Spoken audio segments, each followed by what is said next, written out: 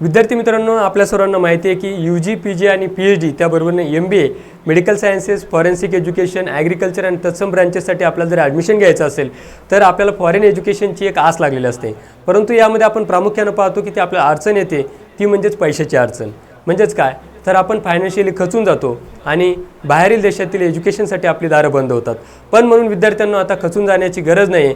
OBC, VJNT आणि SBC प्रवर्गातील विद्यार्थ्यांसाठी शासनाने अत्यंत महत्त्वाची योजना सुरू केली आहे। परदेशात शिक्षणासाठी शासनाकडून मोफत ही योजना सुरू करण्यात आलेली आहे, ज्यामध्ये इतर मागास बहुजन कल्याण विभाग संचालनालय पुणे यांच्या माध्यमातून ही योजना सुरू करण्यात आली आहे।